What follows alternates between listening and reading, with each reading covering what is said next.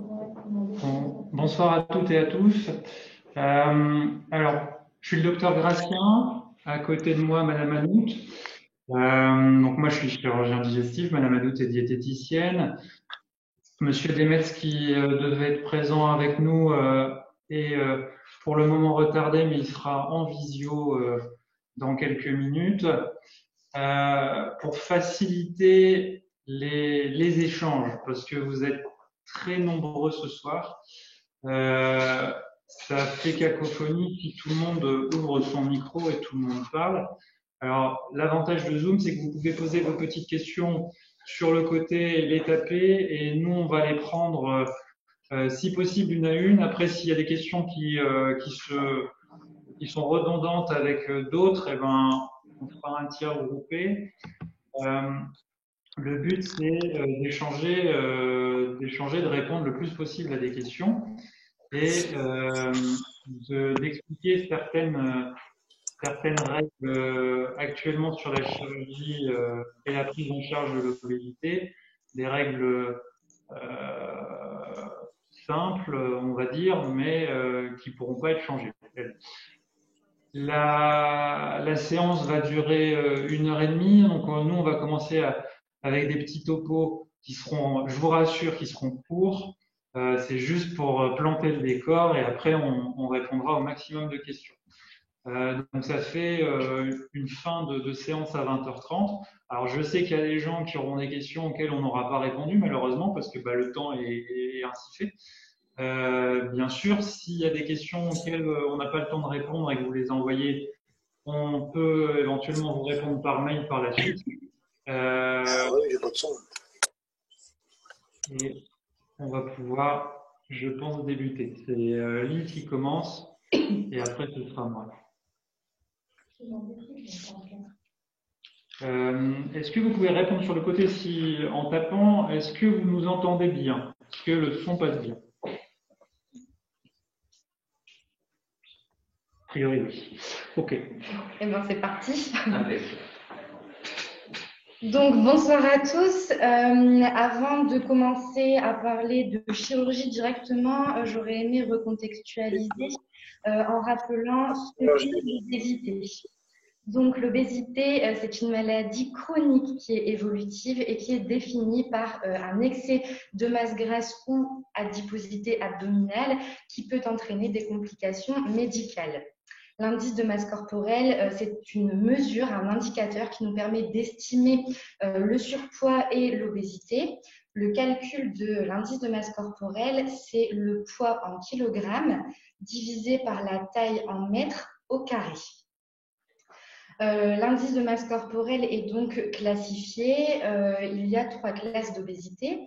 L'obésité modérée, l'obésité sévère et l'obésité très sévère, plus communément appelée morbide. On peut également utiliser le tour de taille comme indicateur pour estimer l'obésité. Les valeurs seuil à retenir, ça sera un tour de taille supérieur à 88 cm chez la femme ou un tour de taille supérieur à 102 cm chez l'homme. Au niveau de la prévalence de l'obésité, la dernière enquête en date, c'est l'enquête Obé-Piroche qui date de 2012, qui indiquait donc que la prévalence de l'obésité en France, elle est de 15% de la population adulte, ce qui représente 6,9 millions de personnes. En 2012, je précise. L'Organisation mondiale de la santé reconnaît l'obésité comme la 5e cause de mortalité en France. Donc l'obésité, c'est une maladie qui peut entraîner pas mal de complications. Merci. Parmi ces complications, on retrouve donc les complications métaboliques, les troubles métaboliques. Comme exemple de troubles métaboliques, on pourrait vous donner l'hypertension artérielle, l'hypercholestérolémie, le diabète également. On va retrouver différents risques cardiovasculaires. Les risques cardiovasculaires sont augmentés de par l'obésité. Ça va être l'athérosclérose, un gros mot uniquement pour dire les artères qui se bouchent, ça parlera sûrement à un plus grand monde. L'arythmie cardiaque, l'insuffisance cardiaque pouvant amener jusqu'à l'infarctus. On retrouve également un risque accru de cancer hormonodépendant. Les cancers hormonodépendants sont le cancer du sein, le cancer de la thyroïde, cancer de l'utérus, des ovaires, cancer également du testicule, cancer de la prostate. Et on retrouve aussi le risque accru de cancers gastro-intestinaux. Donc, pour les citer, ça sera cancer de l'estomac, cancer de l'œsophage, du foie, du pancréas, cancer colorectal également. Ce sont des risques. Ce n'est pas une fatalité, bien entendu. On retrouve les pathologies associées en respiratoire. Donc, en pathologie respiratoire, ça pourrait être l'asthme, ça pourrait être également le syndrome de l'apnée du sommeil, ça pourrait être dans les pathologies ostéo-articulaires, l'arthrose. Et parmi les pathologies digestives associées à l'obésité, on pourrait retrouver la stéatose hépatique, plus communément appelée le foie gras, les lithiases vésiculaires, les lithiases biliaires et également le reflux gastro-œsophagien. Ce qui est important à préciser également, c'est qu'en plus de tout ça, il y a surtout une altération de la qualité de vie chez les patients qui souffrent d'obésité. C'est bon pour moi. La prise en charge de l'obésité, de la pathologie qu'est l'obésité, c'est une prise en charge qui est pluridisciplinaire et qui est réalisée sur du long terme. Le but de cette prise en charge, ce sera de dépister les éventuelles complications citées précédemment. Si complications il n'y a pas, c'est justement de les prévenir, et donc le traitement en tant que tel repose sur des règles hygiéno-diététiques, sur une thérapie comportementale et une activité physique adaptée. Le but de ce suivi, de ces traitements, c'est bien évidemment d'obtenir une perte de poids, mais surtout de maintenir le poids perdu, c'est ça le plus important. C'est également d'améliorer la qualité de vie du patient qui souffre d'obésité. S'il y a un échec dans ce traitement, là, il y a indication sur la chirurgie bariatrique, la chirurgie de l'obésité. Voilà. Peut-être des petites questions entre-temps ou à rajouter. Il y a déjà une première série de questions de personnes. Il n'y en a pas encore de questions en particulier. Très bien. Très bien, très bien. Rien à rajouter? Donc, si chirurgie il y a, donc après avoir évalué au préalable en consultation avec un chirurgien de l'obésité, on va démarrer le suivi préopératoire. Au niveau du suivi diététique préopératoire, dans un premier temps, je vais réaliser une consultation d'évaluation initiale. Cette consultation, elle a pour but de faire le point au niveau des conditions de vie, du lieu de vie, éventuellement de l'activité professionnelle également.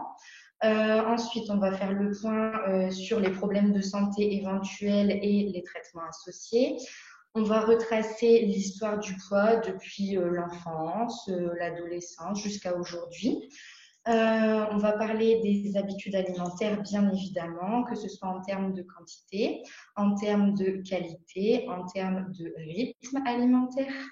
On parlera du temps de repas, de la mastication, des sensations alimentaires qui sont la faim, le rassasiement, la satiété.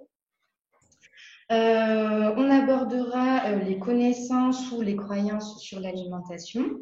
Et également les boissons, quelles sont les conditions de prise des boissons, est-ce que vous buvez en mangeant, en dehors des repas, la consommation de boissons sucrées, de boissons alcoolisées, de boissons gazeuses, et dans un dernier temps également de l'activité physique, est-ce que vous pratiquez une activité physique, laquelle, à quelle intensité, à quelle fréquence, si vous ne pratiquez pas d'activité physique, quels sont les leviers ou les freins à la mise en place d'une activité physique. Le nombre de consultations préopératoires, il est vraiment totalement variable puisque la préparation, elle est adaptée à chaque profil. Le but, c'est vraiment de se préparer à l'intervention. Donc, on va fixer des objectifs à atteindre pendant les 6 à 12 mois de préparation à l'intervention. Et on réévaluera en cours de route, au fil des consultations, l'atteinte ou non de ces objectifs, les éventuelles difficultés qui pourraient être rencontrées. Ces objectifs, ils sont thérapeutiques. Donc, un objectif thérapeutique, ce sera par exemple de maintenir un poids stable avant l'intervention, de s'assurer d'un bon état nutritionnel avant l'intervention, de corriger les éventuelles carences ou déficits qu'il pourrait y avoir avant l'intervention. Il y aura des objectifs éducatifs. Donc, les objectifs éducatifs, ce sera principalement de connaître ce qu'est l'équilibre alimentaire, en quoi ça consiste, lesquels je pourrais encore citer, d'identifier ses sensations alimentaires, par exemple. On parlait tout à l'heure de faim, de satiété, de rassasiement, d'apprendre à les connaître, éventuellement de les respecter si on n'en a pas l'habitude. On aura également des objectifs qui sont informatifs. Là, on préparera tout doucement le post-opératoire, faire le point sur le protocole de réalimentation, comment ça se passe, connaître les conséquences sur l'alimentation et sur le rythme de vie de la chirurgie. Le risque de carence également, toutes les modifications que la chirurgie peut induire au niveau de vos habitudes de vie, surtout au niveau alimentaire. À l'issue de la préparation préopératoire, le dossier il est présenté en réunion de concertation pluridisciplinaire. Donc, en présence des professionnels, des différents professionnels que vous aurez rencontrés durant votre parcours. Si le dossier est validé lors de cette réunion, on va pouvoir enchaîner sur l'intervention et donc le suivi périopératoire qui a lieu durant l'hospitalisation. Donc, durant l'hospitalisation, je vois les patients directement dans leur chambre. Je leur remets en main propre le protocole de réalimentation et on refait le point sur sa bonne compréhension puisqu'il avait déjà été abordé préalablement. Ce protocole de réalimentation, il s'articule en 4 étapes. La durée de ces étapes, elles sont vraiment variables selon l'équipe chirurgicale qui vous a entouré.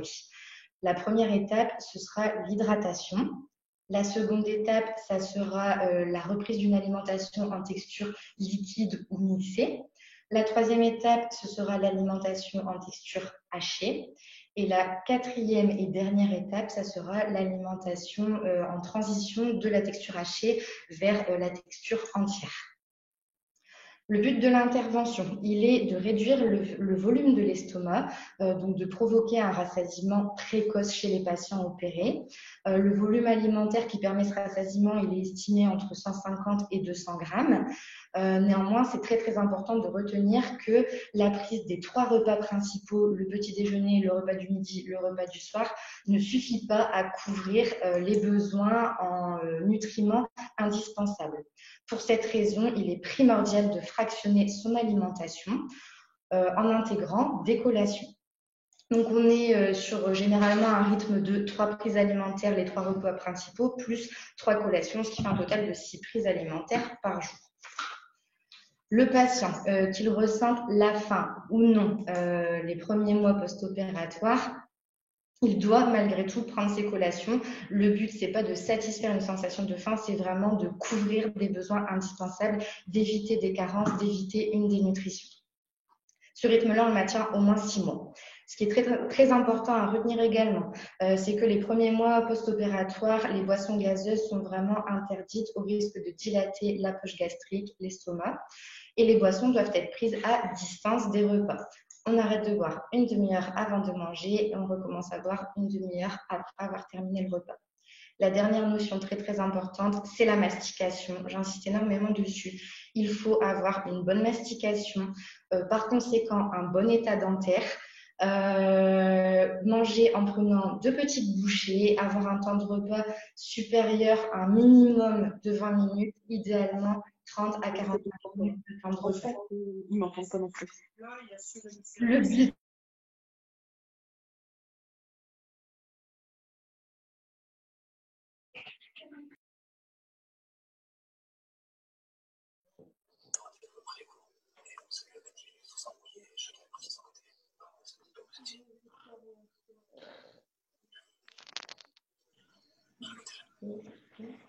Donc,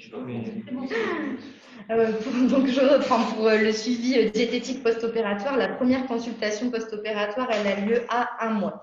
Le but du suivi à 1 mois, c'est de vérifier le maintien des recommandations diététiques. C'est de s'assurer d'un apport optimal en protéines.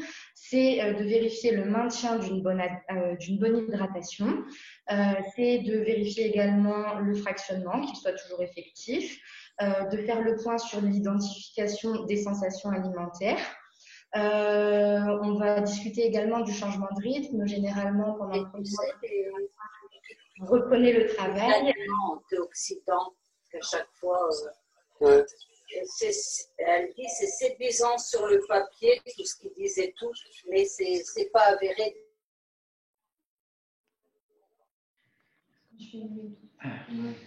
Donc, durant le premier mois post-opératoire, généralement, vous reprenez le travail et donc il y a forcément un changement de rythme. La consultation à 1 mois post-opératoire permet de refaire le point sur ce changement de rythme. Et bien évidemment, on fait le point au niveau de la perte de poids depuis l'intervention. Je réalise une prise de mensuration avant l'intervention chirurgicale, ce qui nous permet post-opératoire de continuer le suivi via cette prise de mensuration en centimètres, d'avoir un autre indicateur que le poids en kilos uniquement sur une balance. Les autres consultations de suivi auront lieu à 3 mois, 6 mois, 9 mois et 1 an. L'alimentation elle est très très évolutive durant les 6 premiers mois post-opératoires. On réadaptera à chaque consultation s'il y a des besoins de réadapter en fonction des ressentis de chacun. On vérifie également durant le suivi post-opératoire qui est bien la reprise d'une activité physique. C'est vraiment indispensable d'avoir une activité physique régulière après l'intervention pour s'assurer de résultats optimaux. Passé les 1 an post-opératoire, les suivis diététiques continuent d'avoir lieu à minimum 1 fois par an. Et c'est un suivi qui est à vie. La question est beaucoup revenue. Combien de temps on est suivi? C'est un suivi vraiment qui s'effectue à vie minimum 1 fois par an. Le but, c'est de toujours vérifier l'état nutritionnel. C'est de s'assurer qu'en plus de la perte de poids, on maintient le poids perdu et éventuellement, on pourrait reprendre un suivi plus spécifique selon la situation de chacun à l'instant T. Et voilà, c'est tout pour moi. Donc, pour conclure, la perte de poids, c'est une chose. Le but post-opératoire, c'est pas juste d'avoir perdu du poids, c'est de maintenir la perte de poids sur du long terme. Et voilà, c'est tout pour le suivi diététique. Okay. Alors, est-ce qu'on a des questions pour l'instant sur…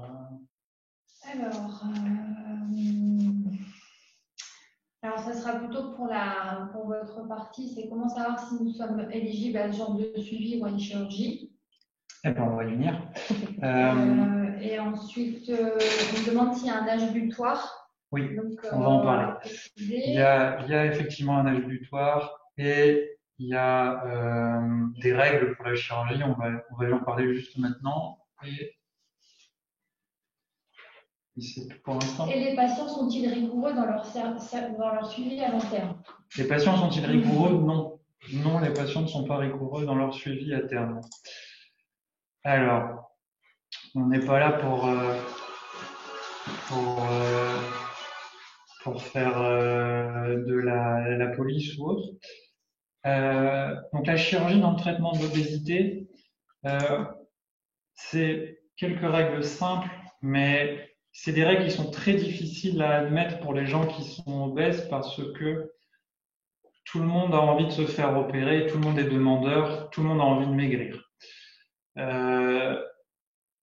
Nous, on ne peut pas opérer tout le monde parce que déjà, on a des règles qui sont fixées par les instances, on ne fait pas forcément ce qu'on veut. Et quand on ne correspond pas à la règle, c'est ça qui est difficile parce qu'on ne sait pas ce qu'on peut faire. Alors déjà, c'est toujours en deuxième intention. Ça veut dire que avant d'être opéré, il y a une prise en charge médicale. Médicale, c'est ce que Lise vous a expliqué avant, c'est un suivi nutritionnel et psychologique. Et ça, c'est minimum, et c'est bien fixé dans les règles, c'est minimum 6 mois. Et au mieux, c'est 1 an. Ce qui veut dire que quand on vous voit en consultation la première fois, votre chirurgie, elle aura lieu au mieux 6 mois plus tard.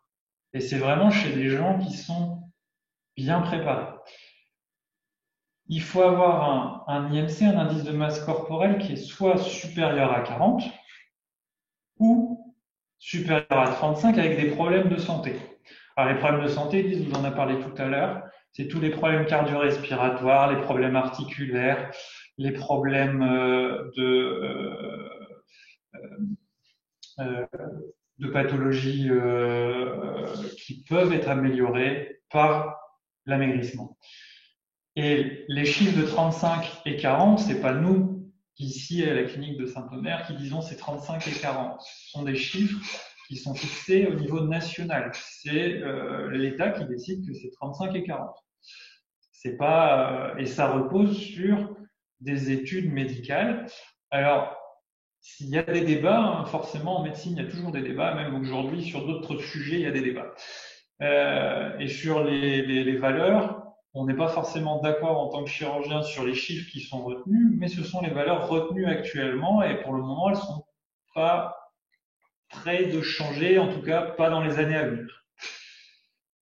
Donc il faut avoir réalisé son parcours avant et il faut que toutes les personnes que vous allez rencontrer dans le parcours, tous les professionnels qui en font partie soient d'accord pour que vous soyez opéré.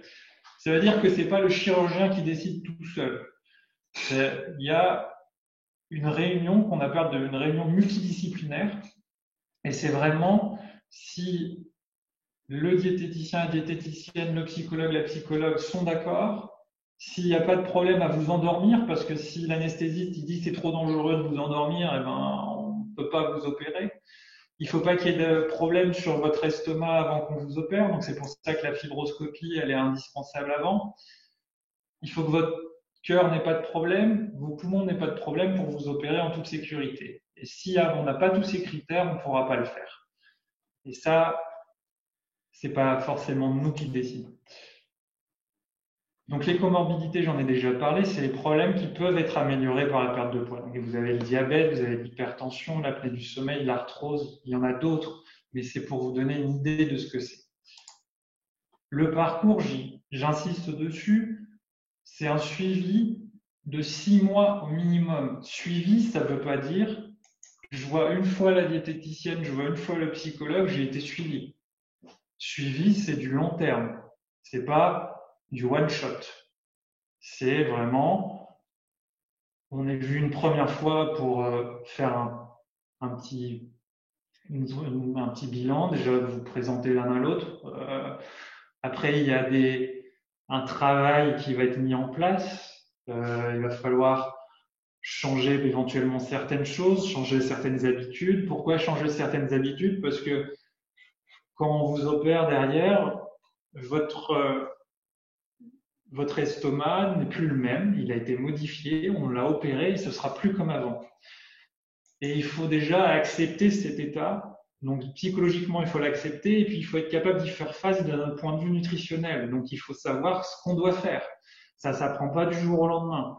Ça s'improvise pas non plus. C'est des prises en charge qui sont particulières et qui demandent du temps.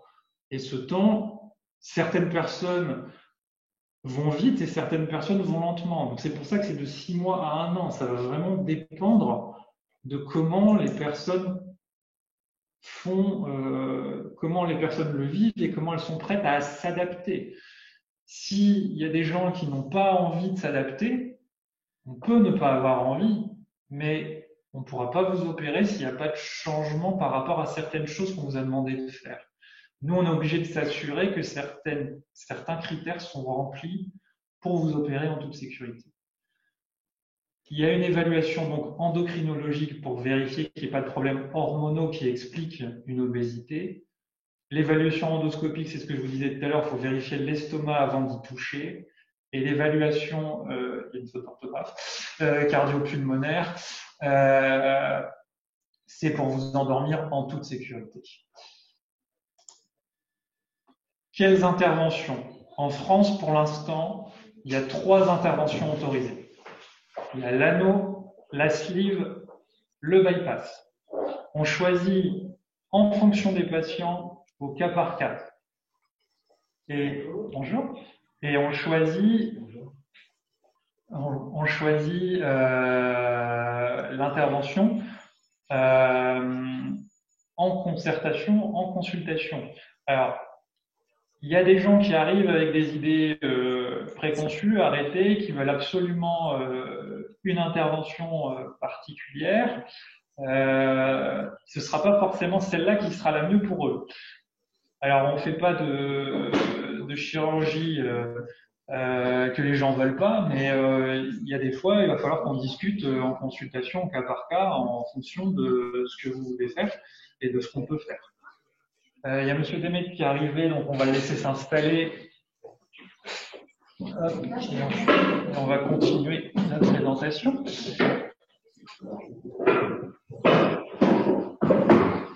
Alors, l'anneau. Donc l'anneau, c'est assez simple. L'anneau, on va rien toucher.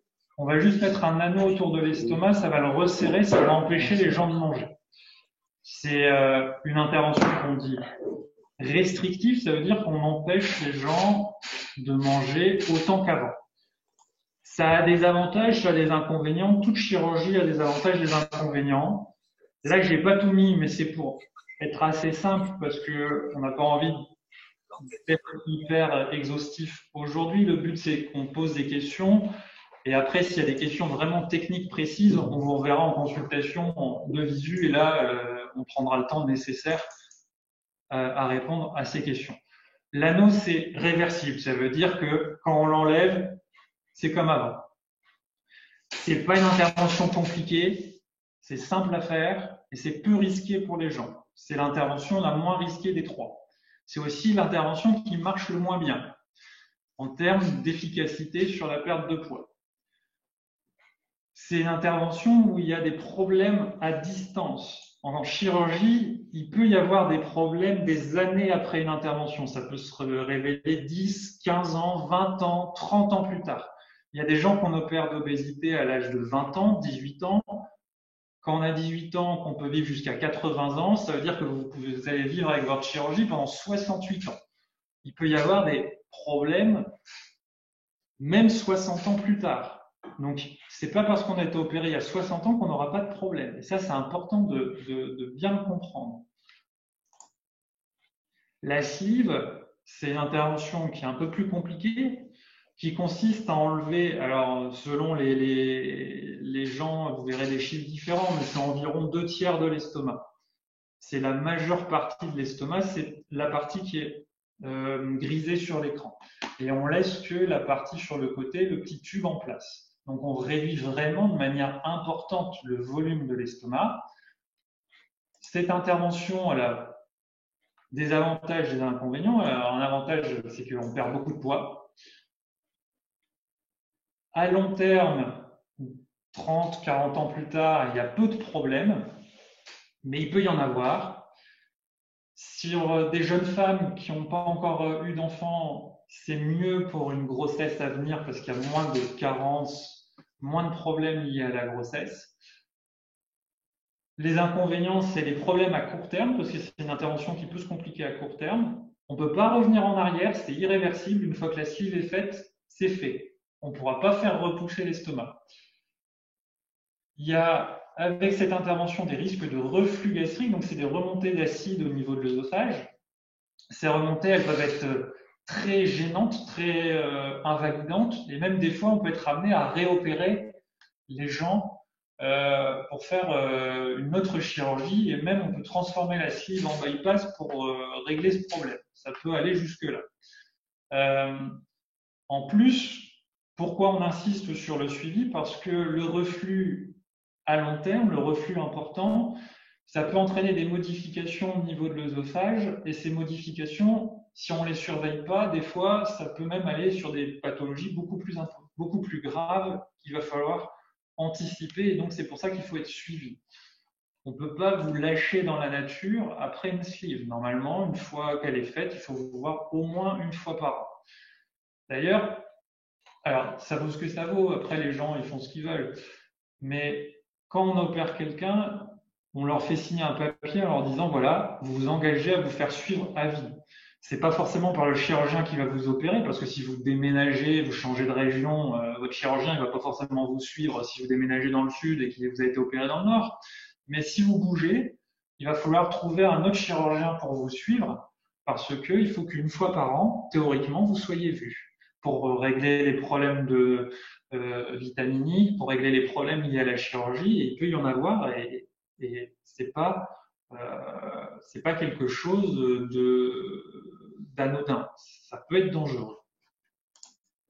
Et enfin, vous avez le bypass qu'on appelle en Y. Si vous avez été regarder sur Internet, il y a un autre bypass qui s'appelle le bypass en oméga. Actuellement, le bypass en oméga, il a été interdit en France. Pourquoi il a été interdit? Parce qu'il y a des problèmes d'ulcères avec ce type de bypass. Et il va être réévalué. Donc peut-être qu'il reviendra, mais pour l'instant, on ne peut plus faire de bypass en oméga. Il reste que le bypass en Y, et c'est comme sur le schéma qu'on voit. Vous avez, quand on suit les deux morceaux d'intestin, vous avez une sorte de pied avec les deux branches du Y. C'est pour ça qu'on dit en Y.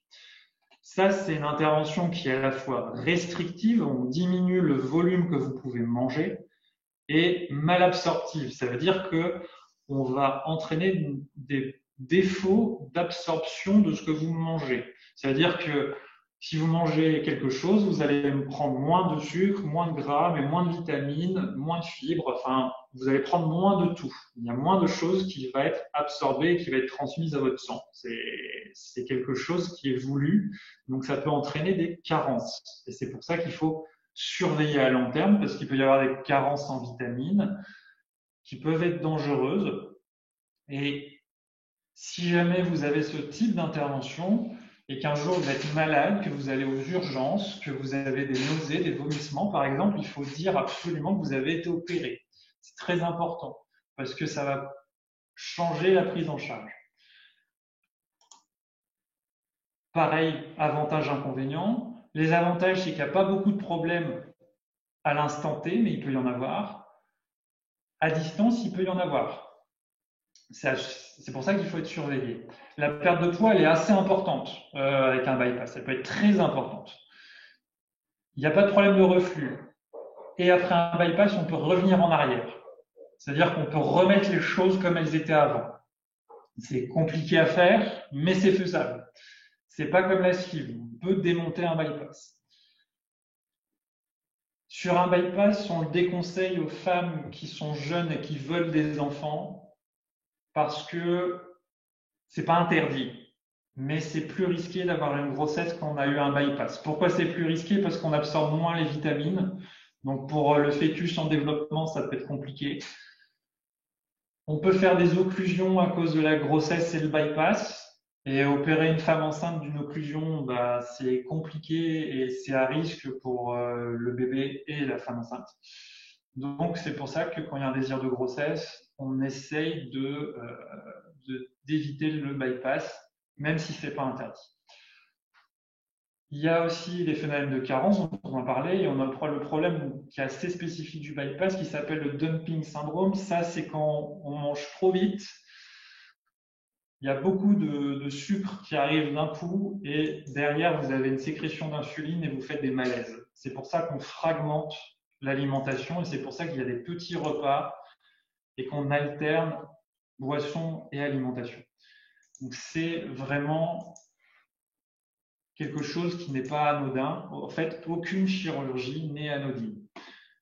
Elles ont des avantages, des inconvénients. Il y en a qui sont plus ou moins qui vont modifier plus ou moins la vie à venir, mais ça se discute au cas par cas en fonction des gens et en fonction de ce qu'ils ont. Si vous avez déjà un reflux avant d'être opéré, il y a peu de chances qu'on vous propose une sleeve parce que la sleeve va probablement aggraver votre reflux, ça va être handicapant et on ira plus sur un bypass. Après, si vous ne voulez pas du bypass, ça se discute en consultation également, mais il n'y a pas de bonne intervention, une meilleure que l'autre, c'est une intervention qui est adaptée à un patient. Et c'est vraiment du cas par cas en fonction de ce qui est le mieux pour vous et de ce que vous voulez également. Et il faut qu'il y ait un terrain d'entente sur ces deux choses. Parce que si vous voulez une intervention, mais on sait qu'elle va forcément avoir des problèmes parce que vous avez un problème de santé particulier, il va peut-être falloir réviser son jugement. On ne peut pas forcément faire ce que vous avez envie d'avoir. Des fois, ce n'est pas possible. Les résultats. Parce qu'on entend, oui, c'est magique ou autre. La chirurgie, c'est pas magique. La chirurgie, ça ne dispense pas de certaines règles de base, comme pour tout le monde. Il faut avoir un régime équilibré. Ça ne dispense pas de faire du sport. C'est pas parce qu'on a été opéré qu'on peut manger son Nutella à la petite cuillère. C'est pas possible. La chirurgie, c'est pas ça qui va vous empêcher de reprendre du poids. Grosso modo, les gens qui ne modifient pas leurs habitudes, ils vont maigrir pendant 2 ans. Et après, ils vont tout reprendre. Même s'ils ont été opérés. Quelle que soit la chirurgie qu'on fait. Et la perte de poids, elle peut être, alors de 20, c'est plutôt quand ça marche pas bien, 20% de perte de l'excès de poids à 100% de l'excès de poids. Ça veut dire que il y a certaines chirurgies et avec un bon accompagnement, avec vraiment un respect de règles simples, on peut perdre jusqu'à la totalité de son excès de poids. Voilà, mais c'est pas la majorité des gens. Une sleeve, en moyenne, ça va vous faire perdre 50% d'excès de poids.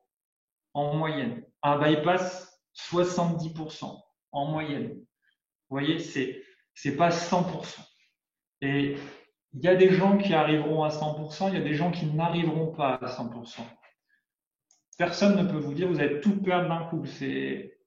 On n'a pas de solution miracle. On peut vous aider, vous donner un coup de pouce avec la chirurgie, mais on ne va pas forcément arriver à vous faire tout perdre, en tout cas, pas forcément tout de suite. Et c'est pour ça qu'il y a toute cette préparation avant, pour justement avoir la bonne méthode, mais des trucs et astuces, on va dire, pour permettre que cette perte de poids par la chirurgie, elle soit pérenne dans le temps et que vous ne repreniez pas derrière. Et ça, c'est le plus important. C'est pour ça que c'est aussi long au départ et c'est pour ça qu'il y a un suivi après également. C'est pas pour embêter les gens, c'est pour que le poids perdu soit perdu dans le temps et de manière durable. Et c'est aussi à ça que ça sert. Et c'est aussi pour empêcher des accidents à distance de la chirurgie, parce qu'il peut y avoir des accidents. Donc c'est pour ça que c'est difficile et c'est pour ça que c'est pas anodin. Voilà. Donc en conclusion, c'est pas systématique, c'est pas magique, c'est au cas par cas et c'est pas anodin, mais ça marche. Ça, on ne peut pas le nier et c'est pour ça qu'on le fait. Et ça marche très bien quand les gens ont bien été préparés auparavant. Et ça, c'est le plus important, c'est d'être prêt à faire cette chirurgie, d'en avoir envie et d'être prêt à accepter les conséquences que ça entraîne et le suivi que ça va entraîner. Et c'est ça qui est important pour que ça fonctionne dans la durée. Voilà. Il y a pas mal de questions. Pas mal de questions. Je vais prendre dans l'ordre. Avons-nous du recul concernant le taux de réussite des opérations à long terme? Oui, on a du recul sur le taux d'opération à long terme. Les interventions qui existent, le bypass, ça a plus de 50 ans. Hein. La sleeve, c'était le premier temps d'une intervention qu'on appelle la bipartition, qui est décrite depuis les années 70. Donc du recul, on a à peu près 50 ans de recul. Grosso modo, la perte de poids pour toutes les interventions est très importante les 2 premières années. Au bout de 2 ans, les gens reprennent du poids. Et c'est là le piège, c'est que les gens reprennent du poids et si on a rompu le suivi, la plupart de ceux qui ont rompu le suivi vont reprendre leur poids. Ceux qui n'ont pas rompu le suivi, ils vont avoir cette petite reprise de poids et derrière, ils vont garder un poids stable, moins important dans le temps. En moyenne, c'est très difficile, ça dépend de combien on part. Mais si vous aviez un poids très élevé au départ, 10 ans, 20 ans plus tard, le poids est moins important de manière assez importante. Si vous posiez 100 kg que vous avez été opéré, généralement, 20 ans plus tard, il est inférieur à 80 kg, voire inférieur à 70. Mais ce n'est pas une certitude. Ça, c'est pas forcément le poids attendu au départ. Ça, c'est très important, mais ça marche de manière durable. Quels sont les critères d'exclusion, par exemple, avec les personnes ayant des antécédents psychiatriques? Alors, les problèmes psychiatriques, peut-être, je sais. Ouais, je peux. Déjà, je vais me présenter. Donc, je suis Monsieur Delmet. Donc, j'interviens justement dans la phase préopératoire et post-opératoire de ce parcours de chirurgie bariatrique, puisque justement, comme évoqué, donc la première phase, elle consiste en effet en une évaluation un petit peu de l'état, de votre état psychique, voir un petit peu les antécédents. Qu'est-ce qui s'est passé au niveau de l'histoire de vie et surtout qu'est-ce qui a pu parfois amener à dérégler les comportements alimentaires, puisque comme vient de l'évoquer le docteur Gracian, eh bien parfois voilà, vous avez pris des mauvaises habitudes et si on ne change pas ces mauvaises habitudes, eh bien elles peuvent revenir et elles peuvent venir justement à moyen terme perturber, voire effacer les bénéfices de la chirurgie. Donc, la question, c'est par rapport aux contre-indications. Les contre-indications. Les antécédents psychiatriques, bon, oui, il y a des antécédents psychiatriques qui peuvent contre-indiquer la chirurgie, bien sûr, s'il y a des états dépressifs qui ne sont pas stabilisés, des troubles du comportement alimentaire qui ne sont pas stabilisés, des idées suicidaires, enfin, il y a pas mal de choses finalement qui peuvent venir contre-indiquer. D'où l'idée de se rencontrer et d'évaluer justement tout ça précisément. Voilà. Alors, les troubles du comportement, c'est boulimie, anorexie. Ça, c'est des contre-indications. Alors, des fois, elles sont définitives, des fois, elles sont partielles. Donc, ça, c'est au cas par cas. Pour les problèmes de syndrome bipolaire et autres, ça va aussi dépendre du psychiatre parce qu'en fonction de la chirurgie, il peut y avoir des problèmes avec les médicaments. Sur les effets des molécules et peut-être que à cause de ça, on ne pourra pas opérer. Donc oui, il y a des contre-indications, mais c'est vraiment du cas par cas. Et c'est pour ça qu'il y a un suivi. Donc, suite à une dépression sévère, peut-on envisager la chirurgie? On peut l'envisager après une dépression si la dépression est guérie. Enfin, on peut guérir d'une dépression. Et ouais, tout à fait. Il faut c'est le but. Donc là, parfois, le parcours peut être un petit peu plus long, d'où l'idée de se préparer et de travailler un petit peu sur ces aspects-là pour justement pouvoir envisager sereinement derrière cette chirurgie. Alors, peut-on avoir un suivi sans pour autant vouloir être opéré? Oui, on peut avoir un suivi sans pour autant être opéré. Et je laisserai parler mes collègues derrière, mais si vous êtes en dessous de 35 ou en dessous de 40 sans problème de santé, moi, j'ai pas le droit de vous opérer. Donc, et on va pas vous dire, bon, bah, vous avez pas le droit, au revoir. Non, il faut qu'on s'occupe de vous. Donc, oui, vous avez le droit d'être suivi. Si vous n'avez pas envie d'être opéré, même si vous êtes dans les chiffres, si vous n'avez pas envie d'être opéré, on a le droit de pas avoir envie d'être opéré. Et si on n'est pas dans les chiffres, bah, il faut qu'on s'occupe de vous. Et donc, oui, vous avez le droit d'être suivi. On a même certains patients qui, au cours du suivi, comme je disais tout à l'heure en première intention, c'est que la chirurgie, c'est vraiment un peu le deuxième traitement, entre gros guillemets. Le premier traitement, ça va être vraiment la mise en place de règles hygiéno-diététiques, le suivi psychologique, la thérapie comportementale et l'activité physique.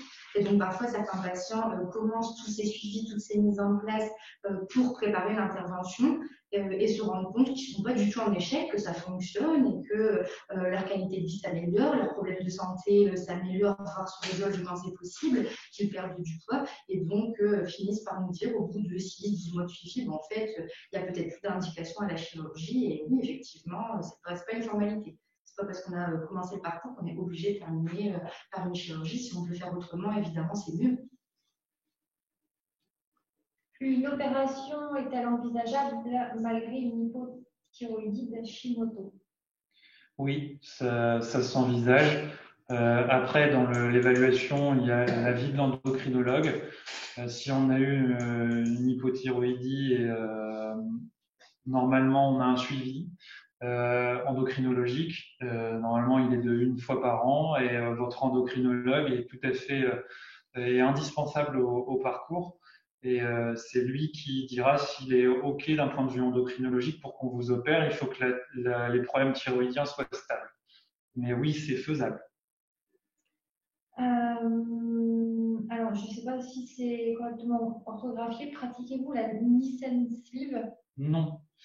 La Nissen Sleeve est à l'étude. C'est l'intervention qui a été décrite par Monsieur Noka et qui, pour le moment, est à l'étude sur un PHRC. Donc, c'est des études au sein d'hôpitaux publics.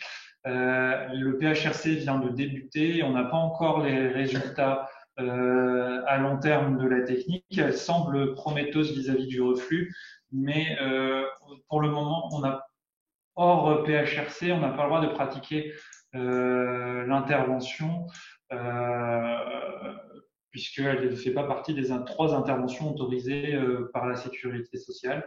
Donc non, je ne la pratique pas. Pratiquez-vous la méthode de la capsule coup de frein? Qu'en pensez-vous? Le ballon gastrique, je pense. Le ballon intragastrique, à mon avis. Oui.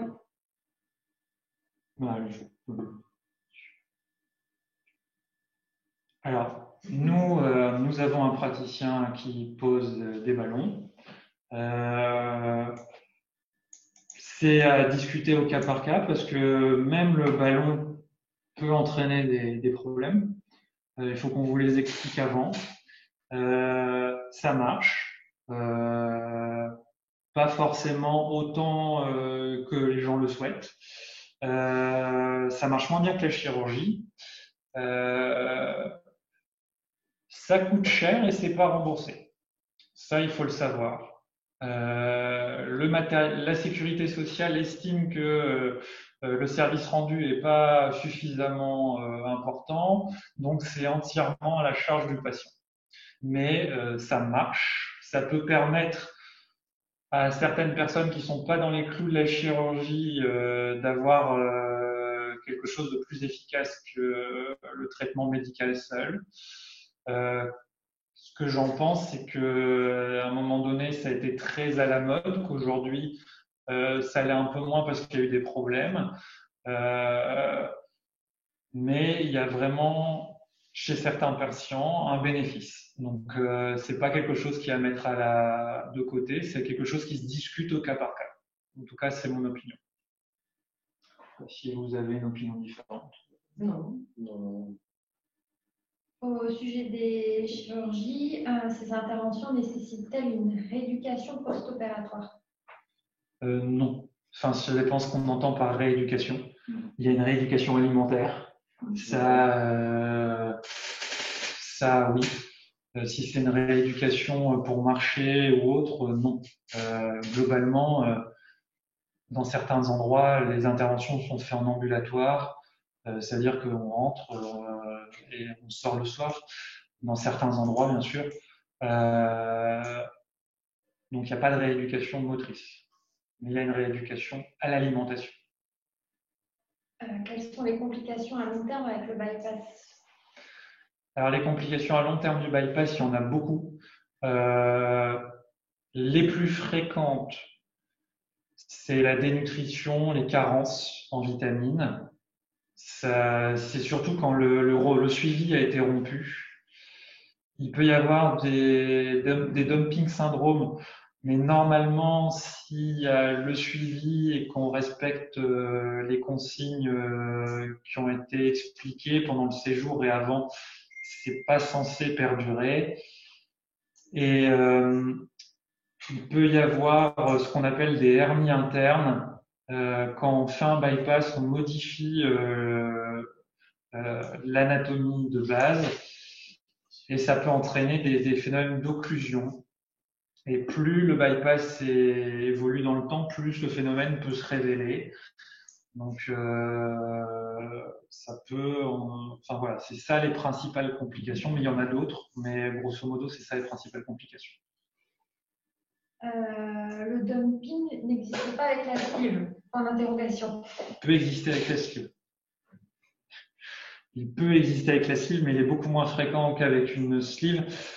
Sur les sleeves, il y a plusieurs techniques en elles-mêmes. Si vous enlevez l'antre, si on fait une antrectomie en même temps que la sleeve, l'antre c'est la partie en bas de l'estomac et si on la coupe un peu, il peut y avoir ces phénomènes de dumping parce qu'il y a un effet de chasse, c'est-à-dire que l'estomac se vide plus vite que prévu et ça peut entraîner un dumping. Donc si ça existe avec la sleeve, mais c'est beaucoup plus rare. Et la technique recommandée actuellement, c'est de ne pas toucher à l'antre.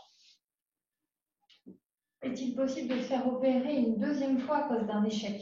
Oui, oui. Alors, c'est une concertation à plusieurs. Quand il y a eu un échec, parce qu'il faut comprendre l'échec. C'est pas forcément une malfaçon chirurgicale, l'échec. Et ça se discute. Ça se discute parce que comme on évoquait tout à l'heure, justement, les problèmes surviennent souvent après 2 ans. Et donc, parfois, quand justement on n'a pas travaillé sur les comportements alimentaires en préopératoire, les mauvaises habitudes peuvent revenir au galop. Et puis, et donc finalement, on va observer une réapparition des problèmes. Je permets la question de. On peut opérer en cas d'échec. Oui, donc dans ce cas-là, il faudra rediscuter évidemment et retravailler sur les comportements alimentaires, surtout si justement ils se sont déréglés, comprenant un petit peu en tout cas la problématique, s'il y a une problématique comportementale, retravailler dessus pour repréparer le patient à une éventuelle chirurgie. Une question, donc quelle solution si on ne dépasse pas un IMC de 35 mais qu'on souffre de problèmes de poids importants depuis toujours et qu'on fait des tonnes de régime? C'est là toute la difficulté aujourd'hui. Les gens qui sont en dessous de 35, qui n'ont pas de problème de comorbidité et qui n'arrivent pas à maigrir, aujourd'hui, on ne peut pas les opérer parce que le législateur a décrété qu'on ne pouvait pas. Généralement, quand on fait beaucoup de régimes, c'est qu'on a du mal à les maintenir.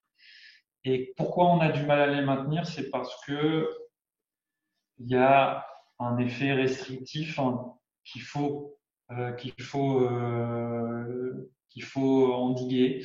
Il faut endiguer le côté punition. Et c'est pour ça que il faudrait avoir un suivi, même si on va pas se faire opérer. Je pense que personne ne va me contredire là-dessus.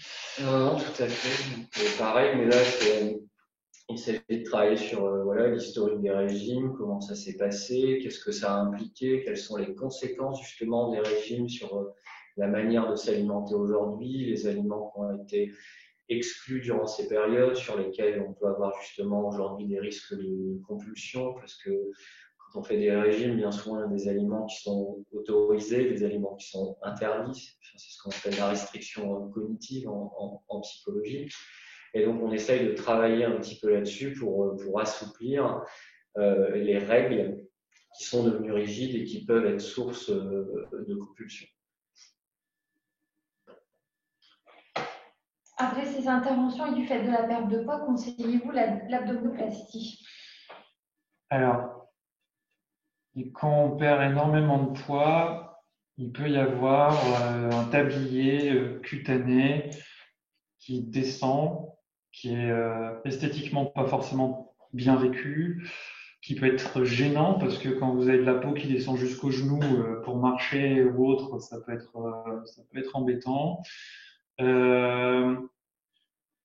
Je pense que l'abdominoplastie, des fois, elle est plus qu'à conseiller. Après, l'abdominoplastie, toujours avec les règles de la Sécu, elle n'est pas forcément prise en charge à 100%.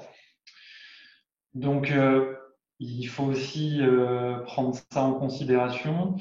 Ils ont rajouté une règle qui est toute récente, c'est que si votre IMC n'est pas descendu en dessous de 30, eh ben, l'abdominoplastie est à vos frais. Donc ça vient de sortir. Quand vous êtes super obèse, que vous avez démarré à 60, des gens qui passent en dessous de 30, avec la chirurgie, il n'y en a pas beaucoup. Mais quand vous êtes à 60, que vous descendez à 35, il y a un excès de peau assez important. Et quand on vous l'enlève, vous êtes même en dessous de 30. Mais ça, la Sécu ne le prend pas en compte. Et donc, ça peut être à vos frais. Donc, moi, est-ce que je la recommande? Oui, je la recommande parce que psychologiquement, c'est important pour l'image de soi. C'est une intervention, donc il y a des risques. Donc, il faut en discuter avec le chirurgien qui va vous opérer. Et après, il faut aussi savoir que peut-être ce sera à vos frais. Je ne sais pas si vous avez... Il faut aussi, si je ne dis pas de bêtises, que la chirurgie bariatrique elle ait eu lieu il y a 2 ans et que le poids soit stabilisé depuis minimum 6 mois. C'est 2 ans, et puis pareil, toujours que les comportements alimentaires soient stables. J'ai une personne qui demande s'il y a un âge butoir, j'imagine. Ah oui, l'âge butoir. L'âge butoir, j'ai dit que j'allais l'évoquer. Actuellement, alors l'âge butoir pour les centres, on va dire courants, c'est 60 ans. Et pour les centres de référence, c'est-à-dire sont peu nombreux en France, hein, celui dans la région, c'est Lille, ça peut monter jusqu'à 65 ans. Voire plus, mais là, c'est au cas par cas. Et passé 65 ans, il y a des risques supplémentaires. Donc, c'est vraiment du cas par cas. Et c'est pas forcément dans des structures comme la nôtre. C'est généralement dans la structure de référence dans le CSO. Et les CSO, il n'y en a que 6 en France. Donc, nous, on a de la chance, il est pas très loin. Mais dans d'autres régions, ça peut vraiment être très loin. Donc, nous, c'est à Lille. Donc ça va, c'est à 1 heure. Dans d'autres régions, c'est beaucoup plus à distance. Y a-t-il des solutions en cas d'hyperphagie? Dans le cas de l'hyperphagie, c'est pareil. On va aller travailler sur les comportements alimentaires. Il y a pas mal de pistes à envisager, mais le travail sur les sensations, la méditation. Voilà, ça, ce sera vraiment tout le volet psychologique, mais c'est pareil, ce sera du cas par cas, puisque à quoi est due cette hyperphagie, quand est-ce qu'elle a pris sa source dans l'histoire de vie. Voilà, c'est pareil, ça nécessite vraiment tout un entretien clinique individuel pour déjà vraiment comprendre cette problématique et ensuite essayer de mettre les réponses en face. Comment fait-on pour se faire suivre? C'est entre guillemets relativement simple. Il suffit de prendre rendez-vous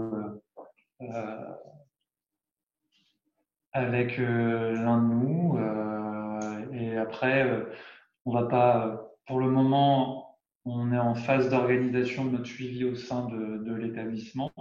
On va changer certaines choses. Pour l'instant, dans la manière dont ça fonctionne, pour vous faire suivre, vous choisissez votre psychologue, votre diététicien, votre diététicienne et votre chirurgien. Donc, c'est pas forcément nous. Si vous voulez le faire ici, vous prenez un rendez-vous avec l'un d'entre nous. On me demande justement les délais de rendez-vous. Alors, je ne sais pas quels sont vos délais. Ça s'aléatoire selon les périodes, je pense. Non, mais en général, c'est entre 1 et 3 mois, on va dire. Pareil, 1 à 2 mois généralement. Alors, nous, en chirurgie, ça peut être plus ou moins rapide, ça varie selon les périodes. En ce moment, période particulière à cause du Covid, les délais sont raccourcis. Donc, ça varie entre 3 semaines et 1 mois. Des fois plus rapide. En ce moment, c'est plus rapide. Alors, l'hyperinsulinémie peut-elle entraîner un échec de la chirurgie et à l'inverse, la chirurgie peut-elle résoudre un problème d'hyperinsulinémie? Alors, c'est une question très technique. L'hyperinsulinémie, déjà, c'est assez rare. Il y a l'hyperinsulinémie congénitale qui est à part. Ensuite, vous avez sur les effets hormonaux de l'obésité. Quand il y a de l'obésité, il y a un excès d'adipocytes et donc il y a ce qu'on appelle une insulinorésistance. Ce qui va entraîner au début une hypersécrétion d'insuline.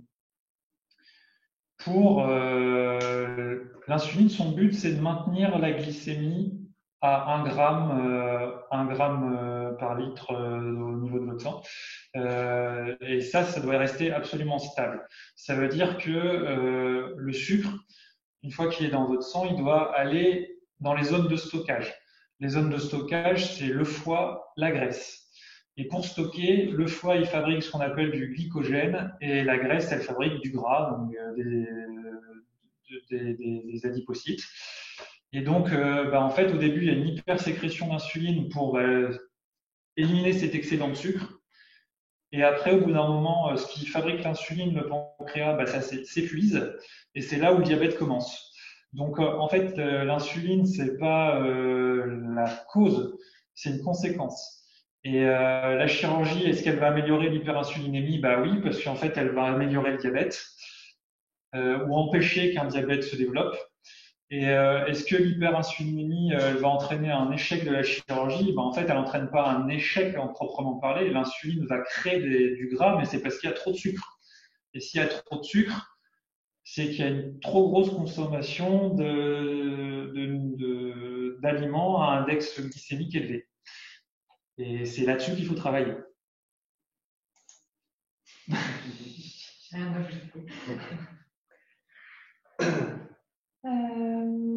Combien de temps dure la convalescence après l'opération?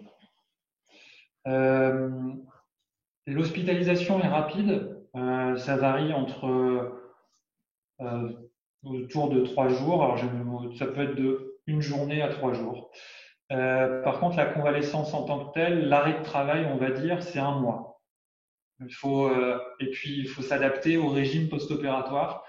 Et au début, quand on mange mixé avec 6 petits repas par jour et les boissons en dehors des repas, en fait, vous êtes tout le temps à table. Donc, c'est un peu difficile de travailler et de suivre les choses.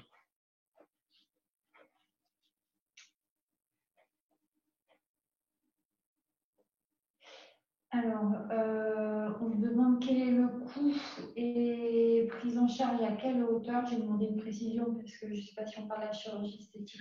On va tout faire. Oui. On va tout faire. Il y a le coût du suivi. Le coût du suivi, donc les consultations psychologiques sont à 60 €. Donc en général, elles durent 1 heure.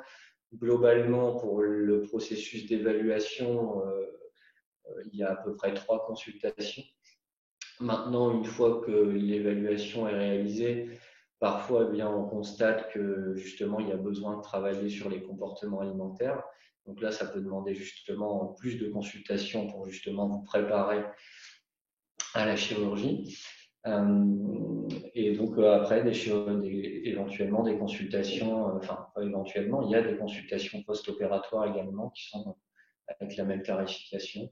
Et en général, on vous voit à 3, 6, 9 mois, et puis ensuite au bout d'1 an et à 2 ans encore. Et on me demande si la prise en charge.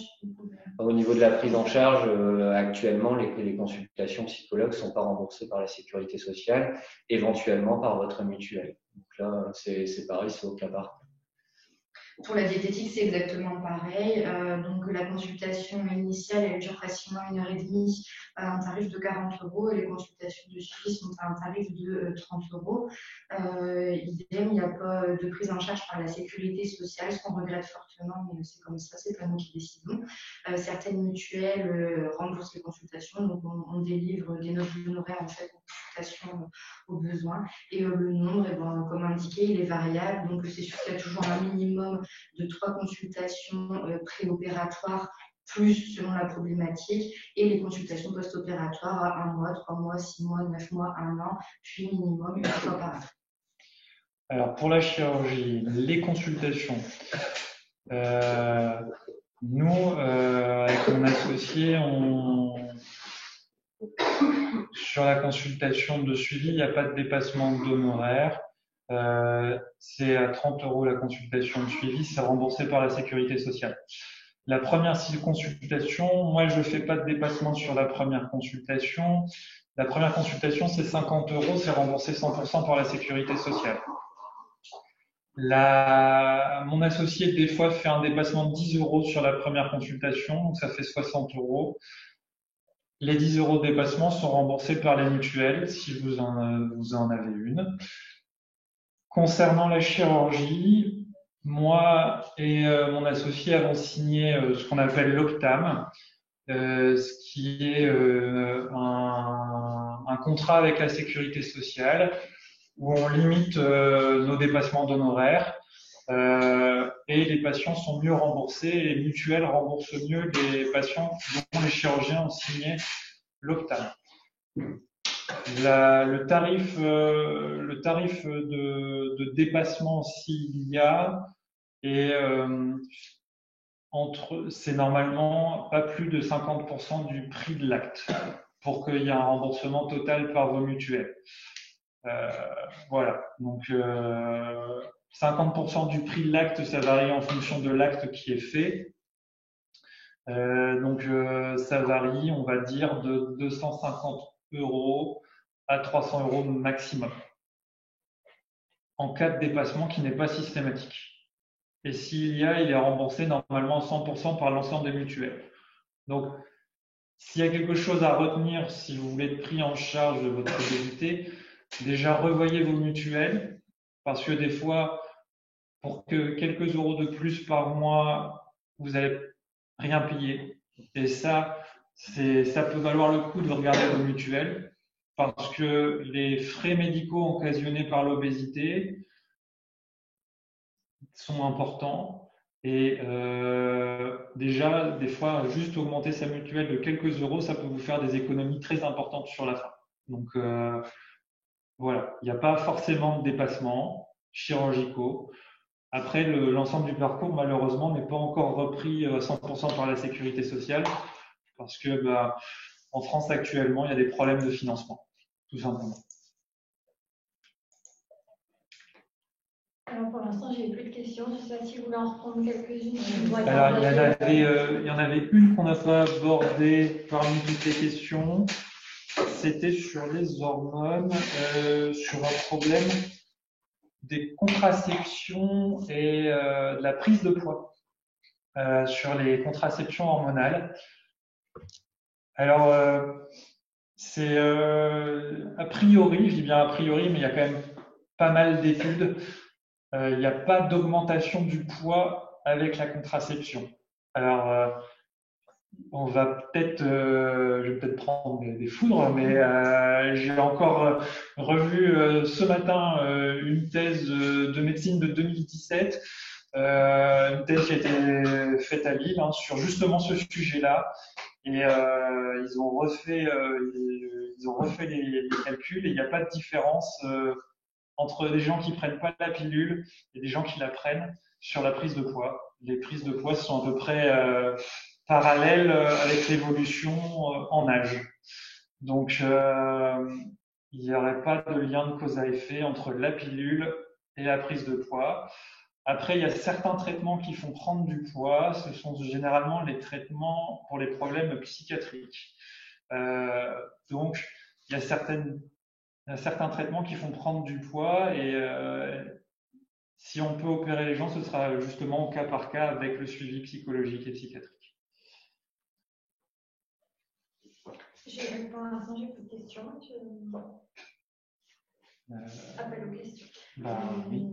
Pour Yannick, dans les questions qui avaient été posées en amont, il y a pas mal de personnes qui abordent les nombreux régimes, etc. Peut-être.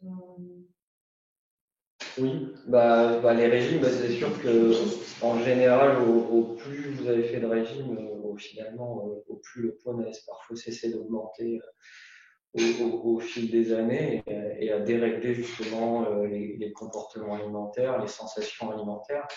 Et donc ça, c'est justement quelque chose qu'on va travailler justement chez le psychologue. Donc il ne s'agit pas justement uniquement, comme j'ai déjà pu évoquer, d'une évaluation de l'état psychologique du patient, mais aussi justement de lui apporter du soutien pour essayer de comprendre ce qui s'est passé aussi à travers ces nombreux régimes et de retravailler un petit peu aussi sur les sensations corporelles dont on a pu se déconnecter à force justement de se restreindre. Donc ça va être aussi tout l'intérêt du suivi psychologique, c'est la rééducation des sensations alimentaires.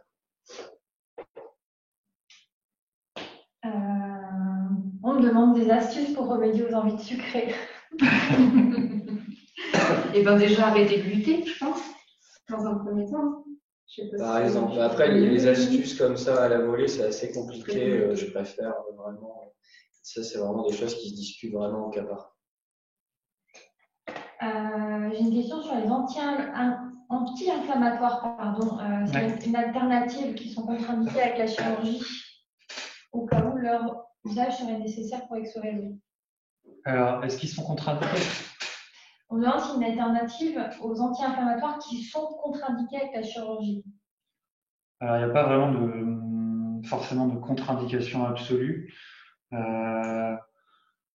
Est-ce qu'il y a une alternative aux anti-inflammatoires? Non, il n'y a pas d'alternative aux anti-inflammatoires. Il y a des médicaments qui ont des effets anti-inflammatoires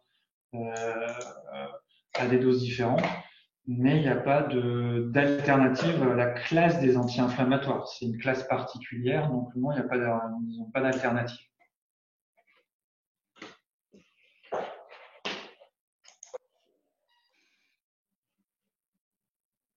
Apparemment, on a séché tout le monde ce soir. Y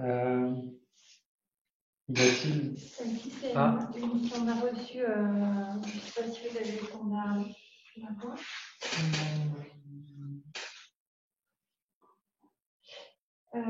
Qu'est-ce que j'ai? Alors, fibromyalgie et donc antidépresseurs, anxiolytiques, antidouleurs sont-ils un frein? Non, encore une fois, c'est pas un frein, c'est les problèmes de fibromyalgie, d'antidouleurs, antidépresseurs, c'est pas des freins.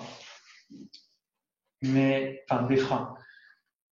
C'est des situations à discuter. Alors oui, on peut considérer que c'est un frein d'un certain point de vue, mais c'est pas ça qui va empêcher la chirurgie. Encore une fois, c'est du cas par cas. Il y a, par exemple, si vous avez une fibromyalgie, il y a certains traitements qui sont nécessaires à vous calmer, à calmer vos douleurs. Un bypass, ça va modifier par l'absorption des molécules, ça va modifier l'absorption des médicaments. Donc peut-être que votre traitement qui marchait bien jusqu'à là, si on fait un bypass, il marchera moins bien. Donc ça va peut-être changer le type d'intervention qu'on va faire. Par contre, est-ce que ça va contre-indiquer définitivement? Non, c'est à discuter. Encore une fois.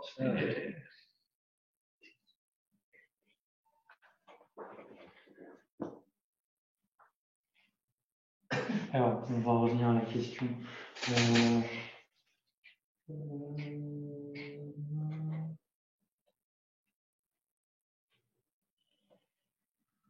Alors, moi, j'ai accouché il y a 1 an, je n'arrive pas à perdre mes kilos de grossesse.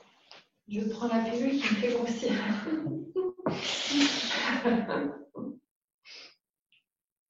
Peut-être qu'avec la grossesse, il y a déjà des modifications du comportement alimentaire qui passent inaperçues. Parce que avec justement le changement hormonal engendré pendant la grossesse, quand on est enceinte, l'organisme il se prépare à faire face à une dépense énergétique et il fait des stocks. Et il fait des stocks en vue de l'allaitement. Déjà, est-ce que l'allaitement a été arrêté? Est-ce qu'il y a eu le retour de couche? Est-ce qu'il y a eu, il y a beaucoup de choses qui rentrent en jeu. Et après, il y a des modifications du comportement pour faire face à ça. Donc, il y a une consommation alimentaire qui est différente de ce qui était avant. Et il faut voir si c'est pas passé inaperçu et si ça n'a pas entraîné justement cette prise de poids. Et je pense que ce serait bien de au moins faire une étude nutritionnelle chez cette personne. Doit-on passer par notre médecin traitant pour avoir une consultation? C'est mieux de passer par le médecin traitant. Pourquoi c'est mieux? Parce que c'est lui qui est le plus normalement disponible pour vous voir si jamais dans le suivi il y a un problème. Ça peut être votre premier interlocuteur. C'est compliqué sur la région parce qu'il y en a de moins en moins. Alors, si vous venez sans avoir vu votre médecin traitant, moi je me formalise pas de la chose. Donc, on va pas vous refuser parce que vous êtes venu sans l'avis de votre médecin traitant, mais ce serait mieux qu'il soit mis dans la boucle et qu'il vous suive, qu'il fasse partie du parcours. On n'est pas là pour le chanter, on est là pour travailler avec. Donc, ce serait mieux d'avoir vu avant. Alors, avez-vous rencontré des modifications des goûts alimentaires en post-sleeve? Oui, beaucoup. Ouais. Ouais, c'est assez régulier, oui, forcément. Et après le bypass, il y a des études qui montrent qu'il y a une modification du goût et voire une disparition du goût. Donc il y a certaines professions chez qui on recommande de peut-être éviter les cuisiniers par exemple qui travaillent beaucoup sur le goût, les œnologues parce que a priori il y aurait des modifications dans l'appréciation du goût du vin et autres. Oui, il y a des modifications du goût. Alors, on me demande les temps opératoires et aussi, vu toutes les petites quantités de prises alimentaires, les patients opérés ressentent-ils de la frustration? Concernant la frustration, non, parce que justement, il y a un rassasiement qui est précoce, on se sent rassasié. On n'a pas la sensation de creux, on n'a pas la sensation comme lors d'un régime, par exemple, on s'oblige à s'arrêter de manger à partir d'une telle quantité. Là, il n'y a pas du tout cet effet-là, il y a vraiment un rassasiement après chaque prise alimentaire, donc il n'y a pas de frustration. Et concernant les temps opératoires, alors ça dépend déjà de l'obésité. Il y a plusieurs grades dans l'obésité. Hein. Plus le patient est obèse, plus l'intervention est compliquée. En moyenne, une sleeve, ça dure moins d'1 heure. Un bypass, ça fluctue autour de 2 heures. Un anneau, moins d'1 heure également. Alors, est-il vrai que la prise de poids peut être liée à des problèmes d'ordre psychologique, une blessure de jeunesse, décès par exemple? Quel est le nombre de calories à prendre par jour pour une personne de 60 ans? Et enfin, comment éviter les crises de boulimie? En ce qui me concerne, elles surviennent le soir. Donc, c'est quelqu'un qui nous avait écrit. Voilà, il y a beaucoup de choses. Oui. Donc la première partie, c'est en lien avec une problématique émotionnelle dans l'enfance. Oui, ça arrive, puisque parfois l'alimentation peut être utilisée justement pour provoquer une anesthésie émotionnelle et finalement ne pas ressentir des émotions désagréables. Et donc finalement, je vais potentiellement me remplir pour, par exemple, ne pas penser, ne pas ressentir mes émotions au regard, par exemple, d'une situation traumatique que j'aurais pu avoir vécue dans l'enfance. Donc oui, c'est tout à fait possible. Il y en avait une autre sur la boulimie aussi. Comment éviter les compulsions le soir. Alors là, comment éviter les crises de boulimie, là, c'est vraiment pas possible de répondre comme ça en 30 secondes, ça demande vraiment pareil, une consultation, enfin plusieurs consultations même pour vraiment évaluer la situation. Je ne peux pas proposer comme ça une méthode miracle pour stopper les crises de boulimie comme ça avec 2-3 astuces, c'est pas possible. Et est-ce que c'est possible? C'est possible de venir à les stopper, bien sûr, et d'améliorer la situation, à minimum, bien entendu. Donc, on peut peut-être améliorer les choses, mais en plusieurs consultations. Donc, voilà. Concernant le nombre de calories, Ouais. c'est pareil, c'est impossible de répondre comme ça. Et de toute façon, pour une personne lambda, ça sert strictement à rien de savoir combien de calories je dois manger, puisque ce qu'on mange ne sont pas des chiffres, ce sont des aliments. Et puis, pour compléter, il y a maintenant, c'est démontré sur des modèles animaux, mais on pense que c'est aussi valable sur les humains. Si vous prenez 2 animaux exactement pareils et que vous leur donnez la même quantité de nourriture, il y en a potentiellement un qui peut être obèse et l'autre non, juste parce qu'il y a une variation génétique. Donc, en fait, la quantité nécessaire, elle n'est pas la même d'une personne à une autre. Ça dépend de ce qu'on appelle du métabolisme de base, qui varie d'une personne à l'autre, qui varie du sexe à un autre et qui varie en fonction de l'âge. Donc, il n'y a pas de kilocalories définies stricto sensu, ça varie vraiment sur le temps. Voilà, je pense qu'on a fait tout le tour de cette question. Tout à fait. Est-ce conseillé de faire des examens en amont du premier rendez-vous en chirurgie bariatrique? Par exemple, le biologie, le pneumologue, le cardiologue. Alors, c'est pas forcément conseillé avant parce que vous n'allez pas forcément avoir l'ordonnance pour avoir ce qu'on veut. Si sur la biologie il n'y a pas tout ce que je veux, je vais vous faire repiquer. Si sur l'examen cardiaque il n'y a pas ce que veut l'anesthésiste de chez nous, et ben vous allez pas forcément, vous allez devoir peut-être y retourner. Pour le pneumologue, si il y a l'étude d'apnée du sommeil qu'on va vous demander de manière systématique, mais qu'il n'y a pas l'exploration des fonctions respiratoires, vous allez devoir y retourner. Alors c'est pas mal d'y aller, mais si vous y allez, vous risquez d'y retourner parce que tout n'est pas complet.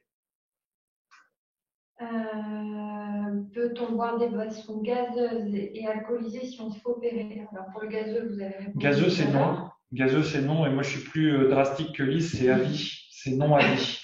Donc, et ceux qui boivent du gazeux après, s'ils ont des dilatations, moi, c'est non à vie. Voilà.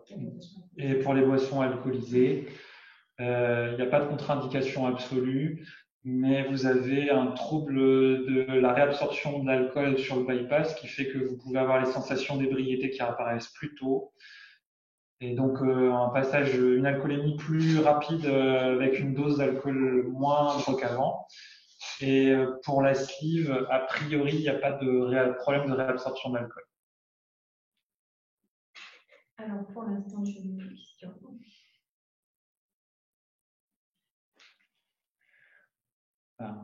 J'ai beaucoup de remerciements pour les réponses à toutes les questions. D'accord.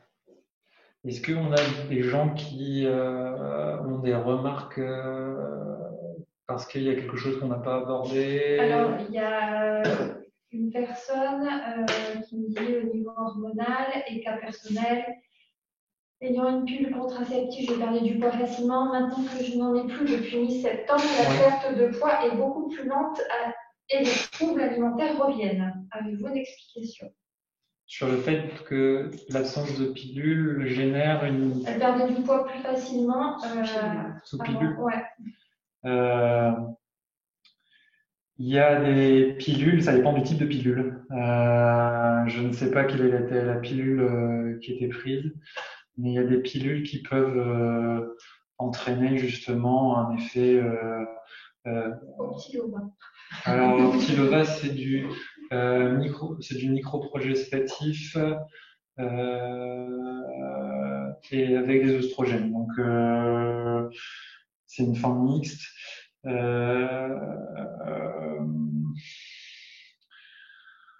Non, j'ai pas d'explication. Non, désolé.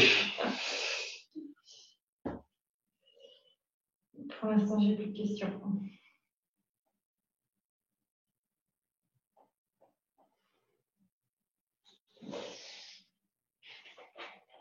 Je pense qu'on a donc, s'il n'y a plus de questions, on a fait un peu tout le tour des choses. Je ne sais pas quelle heure est-il. On avait dit pour 20h30, il est 20h23, je pense que c'est pas mal. Bon, alors avec 7 minutes d'avance, on peut prendre une dernière question de dernière minute si jamais il y a quelqu'un qui a... Après, il n'y a pas de questions bêtes, faut pas hésiter, on va pas se moquer. Vraiment, s'il y a un truc qui vous taraude, n'hésitez pas. Il n'y a aucune volonté d'être méchant, vous inquiétez pas. Donc, vous pouvez poser toutes les questions que vous avez envie de poser.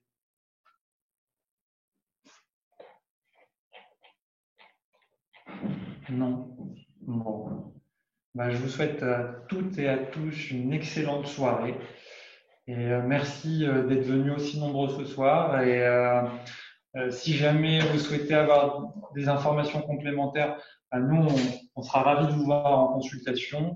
Et si jamais vous avez des questions de dernière minute, envoyez-les. Et si on peut y répondre, on y répondra. Voilà. Bonne soirée. Pareil, bonne soirée. Bonne soirée, merci. Bonne soirée à tous.